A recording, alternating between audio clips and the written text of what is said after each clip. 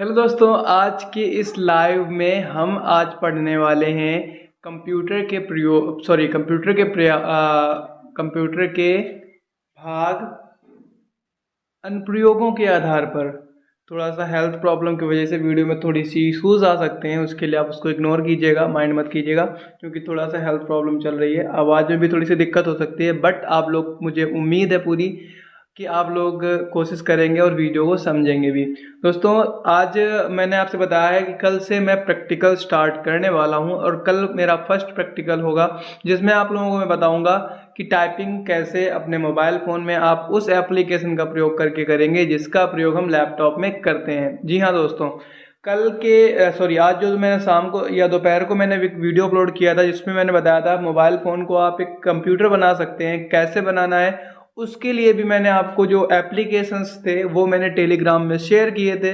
I hope आपने उन applications को टेलीग्राम से डाउनलोड कर लिए होंगे और उनके बाद उनका यूज कैसे करना है वो भी मैंने आप लोगों को बता दिया था, आपने उनको कर लिया होगा। टाइपिंग मास्टर का जो लिंक है वो टाइपिंग मास्टर का जो एप्लीकेशन है वो भी आपको टेलीग्राम में मिल गया होगा, आई होप, क्योंकि काफ़ी बड़ा एप्लीकेशन होता है और आप लोगों को डाउनलोड करने में दिक्कत ना हो। इसलिए हाँ, मैं आपसे ये कहना चाहूँगा, पेड वर्जन अगर आपको लेना है तो आपको परचेस भी करना पड़ेगा।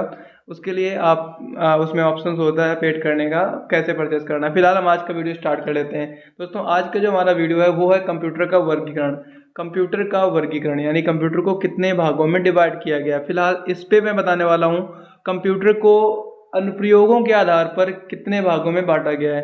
तो अगर मैं बताऊं तो इसमें आप इसकी अगर डेफिनेशन रीड करेंगे तो इसमें डेफिनेशन लिखा हुआ है, कंप्यूटर का प्रत्यक्ष रूप से वर्गीकरण करना बहुत ही मुश्किल है।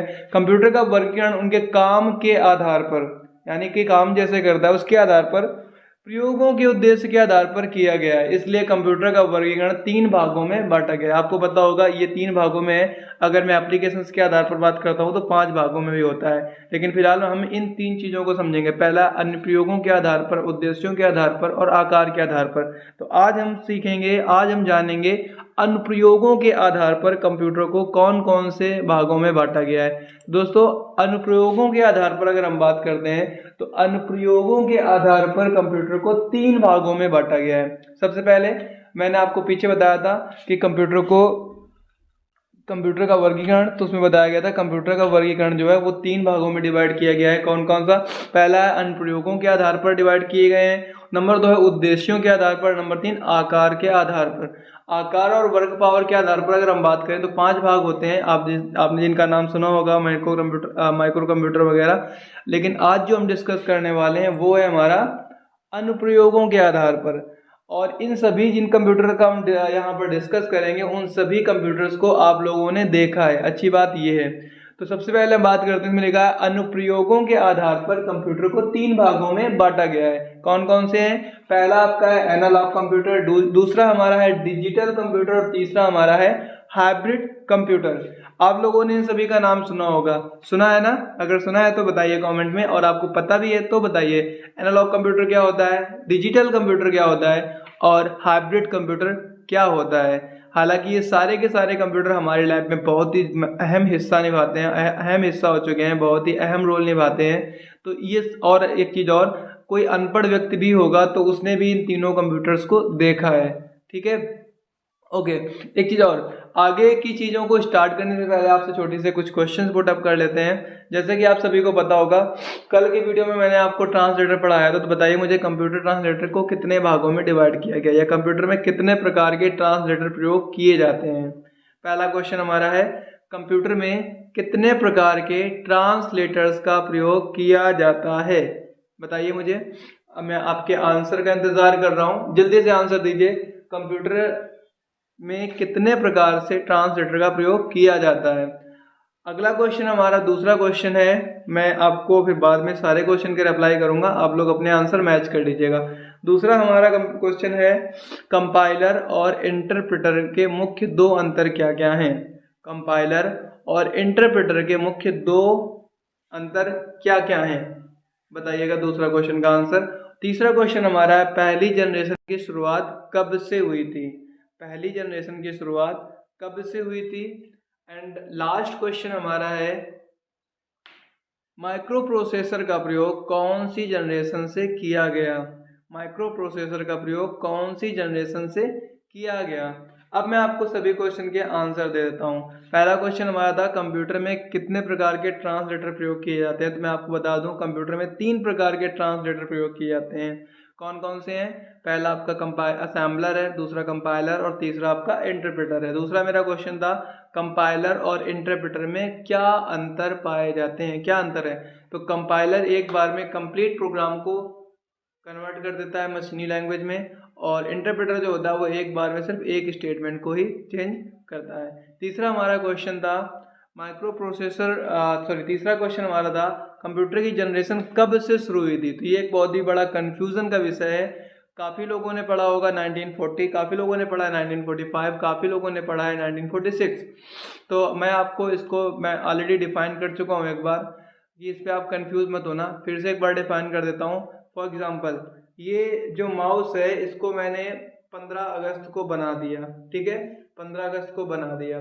उसके बाद इसको मैंने हिंदुस्तान में पहुंचा दिया हिंदुस्तान कह रहा हूँ, इसको मैंने ये मान लो दिल्ली पहुंचा दिया 17 अगस्त को, ठीक है, और दिल्ली ने 19 अगस्त को इसको लॉन्च कर दिया। तो एक्चुअल में इसमें 3 डेटों का प्रयोग किया गया, एक तो 15 अगस्त, दूसरा 17 अगस्त और तीसरा 19 अगस्त। बस सेम प्रोसेस था, 1940, 1945 और 1946। तो कंफ्यूज नहीं होना, तीनों ही अपनी जगह पे सही है, कोई भी गलत नहीं है, ठीक है।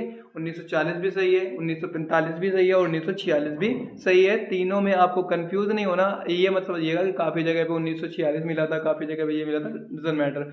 अब हमने वापस से टॉपिक पे आते हैं, फिर से आपसे दोबारा क्वेश्चन करेंगे, डोंट वरी। तो हमारा अब जो है टॉपिक, उसमें मैं बता दूं एनालॉग कंप्यूटर क्या होता है। तो दोस्तों एनालॉग जो कंप्यूटर हमारा है वो क्या है, इसको अगर हम रीड करेंगे इसमें लिखा है, और मैं आपको एग्जांपल के साथ समझाऊंगा। इसको रीड करने से पहले मैं आपको बता दूं कि एनालॉग कंप्यूटर जो होता है वो घड़ी की तरीके होता है। घड़ी में एक कांटा होता है, देखा होगा, चलता होता है टिक टिक टिक टिक। या तो आपके पास जो बाइक होती है, पहले वाली बाइकें जो होती है उसमें स्पीडोमीटर जो होता था, स्पीड बताता था, वही आपका एनालॉग कंप्यूटर है। अब इसकी डेफिनेशन को रीड कर लेते हैं। इसमें देखो क्या लिखा हुआ है, इसमें लिखा है इस श्रेणी में वे कंप्यूटर आते हैं जिनका प्रयोग भौतिक इकाइयों मतलब ताप, दाब, लंबाई, इस टाइप से, ठीक है, भौतिक इकाइयों को माप कर उनको अंकों में परिवर्तित किया जाता है। इनका प्रयोग 1950 से 1960 के दशक में पहली बार किया गया था, ठीक है। अब इसने क्या बताया, भौतिक इकाइयों को माप कर उनको अंकों में परिवर्तित करता है। फॉर एग्जाम्पल, बाइक का पहिया घूमता है वो, और उसके बाद उसको कन्वर्ट करा जाता है अंकों में कि इसकी स्पीड कितनी आ रही है, होता है ना, एग्जैक्टली घड़ी की सुई जो होती है वो चलती है टिक टिक टिक करके, उसके बाद बताती है कि कितना बजा हुआ है। तो इस टाइप से आपका एनालॉग कंप्यूटर होता है। अगर हम इसके एग्जांपल्स की बात करें तो हम एग्जांपल में बता सकते हैं, घड़ी आपकी आ जाएगी, बट वो वाली घड़ी, ठीक है, स्पीडोमीटर आपका आ जाएगा। आगे अगर लिखे एनालॉग कंप्यूटर का उपयोग क्या होता है, तो नीचे लिखा हुआ है, इसमें रीड करेंगे। तो इसमें लिखा है एनालॉग कंप्यूटर का प्रयोग मुख्य रूप से विज्ञान और इंजीनियरिंग के क्षेत्र में किया जाता है। जैसे पेट्रोल पंप आपका हो गया, पर लगा यह कंप्यूटर पंप से निकलने वाले पेट्रोल भी मात्रा को मापता है और लीटर में दिखाता है, उसके मूल्य की गणना करता है। पेट्रोल पंप से जो पेट्रोल निकलता है उसको मापता है कितना हुआ, और उसके मूल्य की भी गणना करता है, ठीक है। ये आपका हो गया। इसके बाद अगर हम अगले कंप्यूटर की बात करें तो वो हमारा आता है डिजिटल कंप्यूटर। आजकल डिजिटल कंप्यूटर तो सभी लोग यूज़ कर रहे हैं, जो आपके डेस्कटॉप कंप्यूटर हैं वो सारे के सारे डिजिटल कंप्यूटर में ही आते हैं। इसकी अगर डेफिनेशन को रीड करेंगे तो इसमें लिखा हुआ है इस श्रेणी में वे कंप्यूटर आते हैं जो अंकों की गणना करते हैं। इस श्रेणी में वे कंप्यूटर आते हैं जो अंकों की गणना करते हैं। हम कंप्यूटर में जो भी इनपुट देते हैं वह कंप्यूटर के अंदर 0,1 के फॉर्म में बदल जाते हैं। जैसे कि आपको मैंने बताया था, कंप्यूटर मशीनी भाषा समझता है और उसमें ट्रांसलेट करने के लिए ट्रांसलेटर का प्रयोग किया जाता है। तो हम जो भी उसमें इनपुट देते हैं वो ट्रांसलेटर की सहायता से चेंज होने के बाद 0,1 में बदल जाते हैं, और फिर कंप्यूटर इन नंबर्स के आधार पर कैलकुलेशन करके हमें वापस हमारी भाषा में रिजल्ट देता है, ठीक है। आगे लिखा हुआ है, अगर रीड करेंगे, लिखा है जो कंप्यूटर इन 0 और 1 नंबर्स पर काम करते हैं उन कंप्यूटर्स को डिजिटल कंप्यूटर कहा जाता है। जैसे स्मार्टफोन आपका हो गया, मोबाइल फोन, ठीक है, उसके अलावा कैलकुलेटर हो गया, लैपटॉप हो गया, डेस्कटॉप हो गया आदि। अगर हम अगले कंप्यूटर की बात करें तो अगला कंप्यूटर आपका था हाइब्रिड कंप्यूटर। इसकी डेफिनेशन बहुत ही ईजी है, आपको पता होगा, ना पता हो तो मैं आपको बता दूं। ये कंप्यूटर जो होते हैं सबसे ज़्यादा इंपॉर्टेंट होते हैं क्योंकि इसमें डिजिटल कंप्यूटर और एनालॉग कंप्यूटर दोनों के ही गुण पाए जाते हैं। ठीक है, हाइब्रिड कंप्यूटर एक ऐसा कंप्यूटर होता है जिसमें एनालॉग कंप्यूटर और डिजिटल कंप्यूटर दोनों के ही गुण पाए जाते हैं। अगर हम इसकी डेफिनेशन को रीड करेंगे, इसमें लिखा हुआ है इन कंप्यूटर में एनालॉग और डिजिटल दोनों के ही गुण पाए जाते हैं। ये कंप्यूटर अधिक विश्वसनीय होते हैं। हाइब्रिड कंप्यूटर का सबसे खास विशेषता यही है कि एनालॉग और डिजिटल कंप्यूटर दोनों प्रकार के कार्य अकेले ही कर सकते हैं। ठीक है, दुनिया का सबसे पहला डेस्कटॉप हाइब्रिड कंप्यूटर सिस्टम का नाम HYCOMP, देखो HYCOMP, डेफिनेशन आप इसकी स्पेलिंग ध्यान से देखिएगा, HYCOMP 250 था, जो कि सन 1961 में पैकर्ड बेल नाम के वैज्ञानिक ने किया था। जिसका आविष्कार किसने किया था? पैकर्ड बेल नाम के वैज्ञानिक ने किया था। अब अगर इनके मैं एग्जांपल्स की बात करूं तो एक्चुअल में जो पेट्रोल पंप आपका था, पेट्रोल पंप वाला आपको पता होगा, पेट्रोल पंप में हो गया। उसके अलावा बहुत सारे ऐसे, जैसे कि अगर आप कोई गांव से बिलोंग करता होगा तो दूध डेयरी आपने देखी होगी, उसमें भी सेम ही होता है। उसके अलावा और भी बहुत सारी चीज़ें हैं जहाँ पर सुई यानी कि कांटा वाला भी काम होता है और वहाँ पे डिजिटल कंप्यूटर, हाँ जैसे इस समय करंट टाइम में स्पीडोमीटर आ रहा है, आपने देखा होगा, एक तरफ कांटा लगा होता है और दूसरी तरफ स्पीड बताता भी है। तो ये सारे के सारे जो एग्जांपल्स हैं वो हाइब्रिड कंप्यूटर के उदाहरण हैं। अब हम फिर से कुछ क्वेश्चन पुटअप आप लोगों से कर लेते हैं। आप मुझे बताइए एक्सटर्नल मेमोरी के कोई दो एग्जाम्पल, एक्सटर्नल मेमोरी के कोई दो उदाहरण, अगर आपको पता है तो जल्दी से बता दीजिए। एक्सटर्नल मेमोरी के कोई दो एग्जाम्पल, प्राइमरी मेमोरी और सेकेंडरी मेमोरी में कौन सी मेमोरी ज़्यादा इंपॉर्टेंट है कंप्यूटर सिस्टम के लिए? प्राइमरी मेमोरी और सेकेंडरी मेमोरी में कौन सी मेमोरी सबसे ज़्यादा इंपॉर्टेंट है कंप्यूटर सिस्टम के लिए? अगला क्वेश्चन हमारा है, फादर ऑफ कंप्यूटर कौन है? फादर ऑफ कंप्यूटर कौन है? एनालिटिकल इंजन का आविष्कार कब किया गया था? एनालिटिकल इंजन का आविष्कार कब किया गया था? जल्दी से बताइए।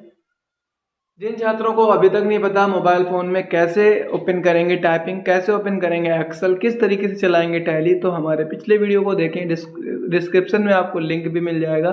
जिन लोगों ने अभी तक एडमिशन नहीं लिया हमारे कोर्स में, वो भी ग्रुप को ज्वाइन करके जल्दी से एडमिशन फॉर्म भरें। फीस आपकी नाम मात्र की है, मात्र 500 रुपीज़ आपको पे करना है, जिसमें आपको सर्टिफिकेट भी प्रोवाइड किया जाएगा।